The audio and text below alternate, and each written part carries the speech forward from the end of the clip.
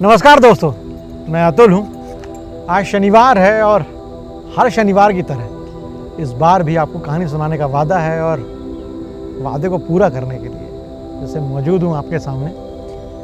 और आज जिन शख्सियत की कहानी सुना रहा हूँ वो भी बहुत अलहदा हैं,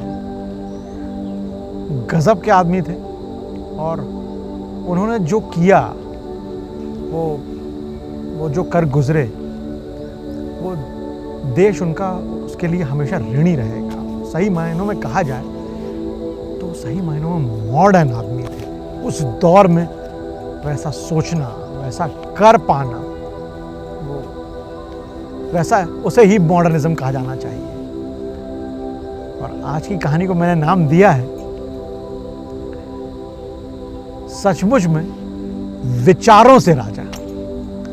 आज जिनकी कहानी सुना रहा हूं मैं वो सही में राजा हैं। उन्हें राजा की उपाधि दी गई थी और उनका नाम है राजा राम मोहन रॉय। और अगले हफ्ते उनका जन्मदिन आने वाला है। 22 मई 1772 को राजा राम मोहन रॉय पश्चिम बंगाल के हुगली जिले के राधानगर में पैदा हुए थे और यही वजह है उनकी कहानी सुनाने की। रॉय बचपन से ही बहुत शार्प थे। 15 साल की उम्र आते आते चूंकि बंगाली थे तो 15 साल की उम्र में ही उन्होंने अपनी मातृभाषा तो उनको आती ही थी, संस्कृत, अरबी, फारसी, हिब्रू और लैटिन जैसी भाषाएं भी सीख ली थी। कई भाषाएं आती थी उन्हें। कमाल की शख्सियत थे। और कहते हैं ना कि पूत के पांव पालने में दिख जाते हैं, तो वैसा ही कुछ राजा साहब के साथ भी हुआ। उन्होंने बचपन से ही वो जो तीक्ष्ण बुद्धि थी उनकी, वो उसने कुछ ग्रैस्प करना शुरू कर दिया और ऐसा कुछ हुआ कि ये तय सा हो गया उनके जीवन में कि यार ये कुछ बड़ा करेंगे। इसके बाद वो ईस्ट इंडिया कंपनी में के रेवेन्यू डिपार्टमेंट में नौकरी करने लगते हैं और एक बड़े अफसर हुआ करते थे उस दौर में, जॉन डिग्बी के वो असिस्टेंट बन जाते हैं। और यहाँ रहते हुए भी उन्हें डिग्बी साहब से और जो फॉरेन कल्चर था, ब्रिटिश कल्चर था, उसको बहुत देखने समझने का मौका मिला। यहीं से उनके विचार कुछ पॉलिश होना शुरू होते हैं, कुछ यूरोपियन कल्चर समझ में आता है। जैन विद्वानों के संपर्क में आते हैं तो जैनिज्म समझते हैं, कुछ सूफी विद्वानों के संपर्क में आते हैं तो सूफिज्म समझते हैं, इस्लाम के उदार पक्ष समझते हैं, इस्लाम का कट्टरपंथी मतलब समझते हैं। मतलब कुल मिला के चीज़ों को उन्होंने ग्रैस्प किया, समझा और एक नया ताना बाना बुनने की उन्होंने कोशिश की। राजा राम मोहन राय को हम सभी नव जागरण का पिता मान सकते हैं। 1772 यानी कि 18वीं शताब्दी खत्म नहीं हो रही है, लेकिन करीब 25-30 साल हैं उसे खत्म होने में, लेकिन 18वीं शताब्दी है वो। और 18वीं शताब्दी में जो उन्होंने किया वो करना या सोचना सामान्य बूते की बात नहीं है। उन्होंने लोगों की सोच बदल दी, सोचने का नजरिया बदल दिया। और उनका सबसे बड़ा काम जिसके लिए देश उनका कर्जदार है, ऋणी है, वो है सती प्रथा का अंत। 1829 में उन्होंने, तब जो भारत के गवर्नर जनरल थे लॉर्ड विलियम बेंटिंक, उनकी मदद से उन्होंने एक कानून बनवाया है कि जिसमें सती प्रथा में रोक लग गई। और इसकी वजह यही थी, आप जो कुछ भी अपने सामने देखते हैं, सुनते हैं, परखते हैं, बस वही आपका सरमाया और इसी पे आपके जीवन का स्तंभ खड़ा रहता है। अच्छी मान्यताएं, बुरी मान्यताएं, आप उन पर रिएक्ट करते हैं, नहीं करते हैं, आपको कहाँ तक वो चीज़ें उद्वेलित करती हैं या नहीं करती हैं। या तो आप ग्रैस्प कर लेते हैं, आप उनको वैसा ही, अरे ऐसा तो होता चला आया है, ये तो हो ही रहा है, इसमें क्या नया, आप मान लेते हैं। लेकिन एक जो डिफरेंट आदमी होता है वो उस पर रिएक्ट करता है।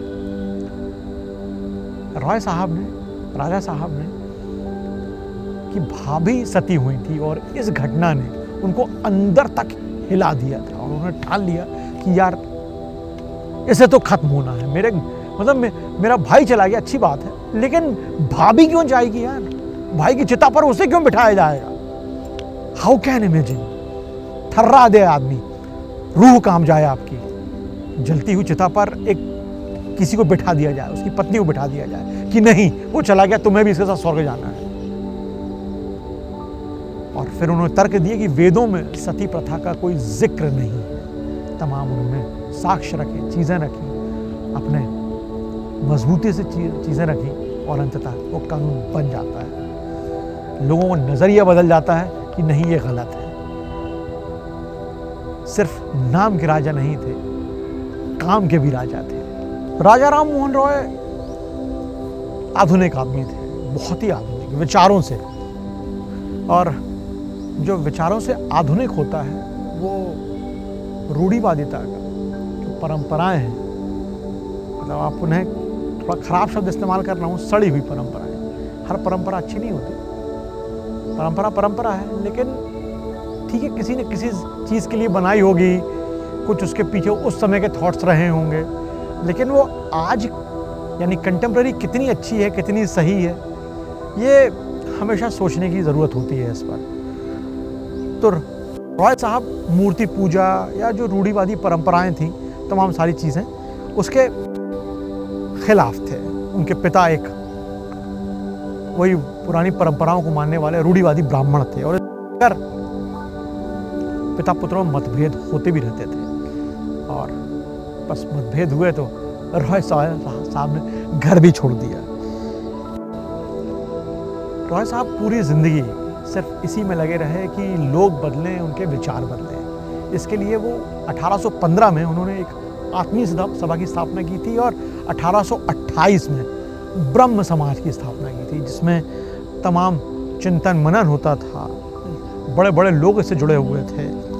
ब्रह्म समाज से रविन्द्रनाथ टैगोर के पिता देवेंद्रनाथ टैगोर भी जुड़े हुए थे और दूसरे संभालने वाले वही थे। मतलब राजा साहब के बाद यदि किसी ने ब्रह्म समाज संभाला तो देवेंद्रनाथ टैगोर ही थे। मतलब आप समझ सकते हैं कि वो क्या चीज़ ही रही है। रॉय साहब का सिंपली बस एक चीज़ उनका मानना था कि लोग मॉडर्न हो, लोग बेहतर, महिलाओं को उनके हक मिले, महिलाएं पढ़ें, महिलाओं यदि कोई महिला विधवा हो गई है, विडो हो गई है, उनके पति नहीं रहे तो उनकी दोबारा शादी हो, उन्हें संपत्ति में हक मिले। मतलब जो नॉर्मल आज हम सोचते हैं वो उन्होंने 18वीं शताब्दी में सोच लिया था और उसके लिए वो आगे बढ़ चुके थे। ये होता है आधुनिक आदमी, ये होता है ग्रेट्स, ऐसे ही होते हैं समय से आगे। और 18वीं 19वीं सदी यानी कि घोर पिछड़ापन सामान्य आदमी के लिए। और वो हम पिछड़ापन इसलिए नहीं, कंटेम्प्रेरी आज से 200 साल बाद जो जनरेशन होगी वो हमें भी यही कहेगी, यार क्या लोग थे, इनके पास बस ये था, हमारे पास तो ये है, शायद वो मंगल में रहने लगे, क्या भरोसा। तो उस समय जो लोग थे वो संस्कृति के नाम पर अपनी जड़ों की ओर देखते थे कि यार वो जो कहा जा रहा है, वो जो लोग कह गए हैं, जड़ मतलब पेड़ की जड़ नहीं, जहाँ से ओरिजिन है, जो परंपराएं हैं उनकी तरफ था मामला कि वही सही है। लेकिन राजा साहब ने कहा नहीं, रीथिंक की ज़रूरत है, बदलाव की ज़रूरत है। और वो ये मानते थे कि यदि बढ़ना है तो यार अंग्रेज़ी आनी चाहिए, मैथ्स आना ही चाहिए और इस दिशा में बढ़ना ज़रूरी है, तभी तरक्की हो सकती है। और दो गुट भी थे, एक उस समय बंगाल में था, एक प्राच्य शिक्षा, यानी कि वो चाहता था कि जेम्स प्रिंसेप वगैरह थे कि भारत में कि जो प्राचीन शिक्षाएं हैं वो बुरी नहीं है, वही सिखाई जानी चाहिए। लेकिन राम मोहन राय ये चाहते थे कि केवल वही नहीं, आपको अंग्रेजी भी आनी चाहिए, आपको मैथ्स भी आना चाहिए, आपको साइंस भी आनी चाहिए, ये ज़रूरी है। और इसके लिए उन्होंने भरसक कोशिश की, बल्कि किया, उन्होंने कॉलेज बनवाया और उसमें बाकायदा मैथ्स, साइंस और इंग्लिश पढ़ाई जाती थी ताकि आपकी नींव मजबूत हो सके। जो बात आज हम करते हैं, बच्चे को हम मतलब ये इसको मानने में कोई गुरेज नहीं है कि इंग्लिश यूनिवर्सल लैंग्वेज है। आप किसी भी देश में जाएं तो बोले यार अंग्रेजी आनी चाहिए, भैया इसलिए आनी चाहिए क्योंकि उस देश की भाषा है।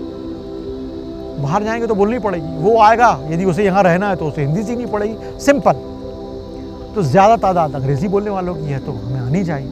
ये वो आदमी रॉय साहब 18वीं शताब्दी में सोच रहे हैं, कमाल। और एक और बहुत ही ज़बरदस्त सी बात है कि उस समय ये भी कहा जाता था कि ये 1857 की क्रांति का एक कारण भी था कि सैनिक लोग जो भी रहे हों, सामान्य लोग, सभी लोग विदेश नहीं जाना है, समुद्र पार नहीं करना है। और क्यों नहीं करना है? इसलिए नहीं करना है कि यदि हम समुद्र पार गए तो हमारा धर्म भ्रष्ट हो जाएगा, ये थॉट था साहब। लेकिन राजा राम मोहन रॉय ने इसे भी धता बताया, खारिज किया और वो खुद इंग्लैंड चले गए। और इंग्लैंड जाते क्या हैं, खुद इंग्लैंड के होके रह जाते हैं हमेशा के लिए। और हालांकि कुदरत को ये रास नहीं आया और 1833 में ब्रिटेन के ब्रिस्टल में उनका निधन हो गया। भारत को आधुनिक विचार देने वाला, भारत को उन मॉडर्न थॉट से संवारने वाला, भारत को विचारों में क्रांतिकारी बनाने वाला इस दुनिया से रुखसत हो गया। लेकिन जाने से पहले देश को दे गया एक अनमोल विरासत, कई सारी चीज़ें जिन पर आप गर्व कर सकते हैं कि एक ऐसा आदमी हमारे यहाँ हुआ था। बस यही थी आज की कहानी। दोस्तों, दुनिया में मुझे ऐसा लगता है कि 3 तरह के लोग होते हैं। पहले वो लोग जो गलत देखकर चुपचाप उसे देखने वाले, हो रहा है क्या करना है, ठीक है हो रहा है, और बढ़ गए, ये बहुत होते हैं संभवतः। दूसरे वो लोग होते हैं गलत देखा, थोड़ा सा रिएक्ट किया, अरे यार बहुत ही गलत हो रहा है यार, तिल मिला गए थोड़े से, या कुछ हुआ, चले गए, थोड़ा बहुत पता करने की कोशिश की, भैया मत करो यार। तीसरे वो लोग होते हैं कि गलत देखकर उसे हमेशा के लिए रुकवा देने वाले, उसे खत्म करवा देने वाले, उसका पुरजोर विरोध कर कर टू स्टॉप इट, ऐसा कुछ करने वाले। और ये कैटेगरी, ये श्रेणी बहुत मुश्किल से मिलती है। ये कौम आसानी से नहीं पैदा होती, बहुत मुश्किल से पैदा होती है। अच्छे कपड़े पहनना, अच्छी गाड़ी में घूमना, लग्दक रहना, ऐशो आराम में रहना, अच्छी अच्छी बातें करना, गुडी गुडी चीज़ें करना, पार्टीज़ में जाना, चकाचौंध में रहना, अपने आप को अच्छा पेश करना, 2-4 भाषाएं आ जाना, ये आधुनिकता नहीं है, कतई नहीं है।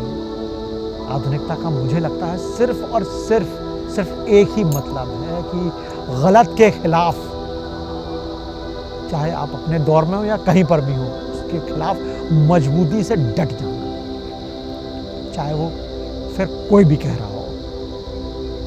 ये बहुत मुश्किल काम है।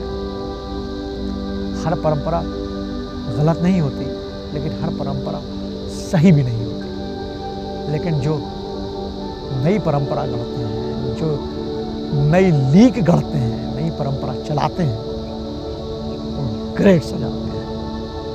अगले शनिवार शाम 6 बजे फिर एक नई कहानी लेकर आऊँगा। तब तक स्वस्थ रहिए, खुश रहिए, अपनों के साथ रहिए, सुनते रहिए मुझे यानी अतुल को।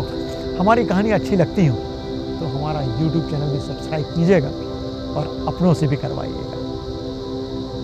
और तब तक मुझे दीजिए इजाज़त। जय हिंद।